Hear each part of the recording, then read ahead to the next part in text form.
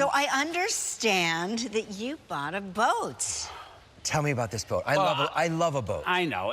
I'll be perfectly honest. It was late at night. I was on eBay. I was a few drinks in, and I... Never drink on eBay. No, I know. This is what I've learned. And I turned to Kerry and I said, oh, look at this old, beautiful old boat.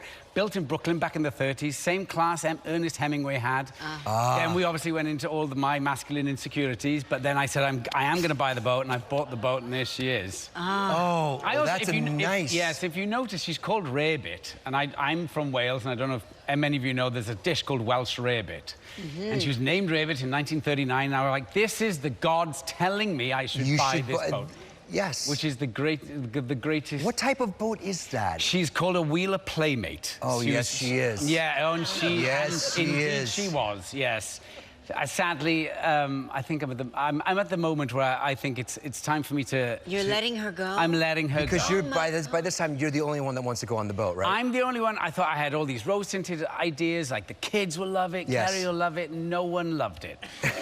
I have the same problem. Everybody loves the boat for the first one day. I wouldn't even go as far as the day. Yeah. Because the eldest got on, he said, what's the Wi-Fi password? And I said, there is no Wi-Fi password. And then by the time, the third time, the youngest was like, do we have to see that lady again? Oh. And I said, do you mean the Statue of Liberty?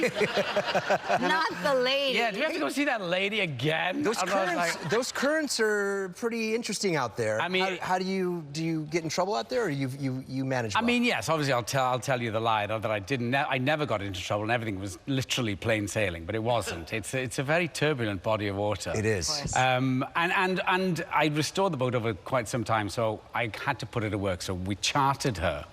And then, obviously, I think once you incorporate the great New York public and alcohol and turbulent bodies of water, things get...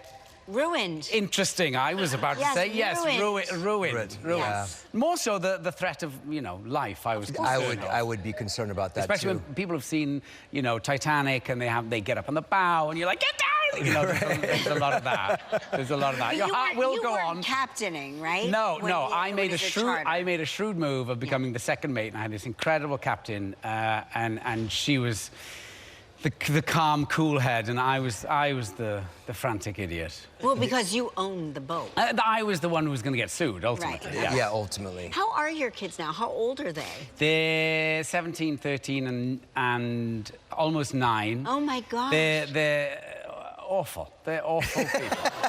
They ruin your life. They ruin the house. The two boys are like Dumb and Dumber. They're like 9 and 17. I was like, you both have the same brain. Yeah. Yes. And then the 13-year-old girl is like the UN with the blue helmet going, stop, put that down, don't do this, you know.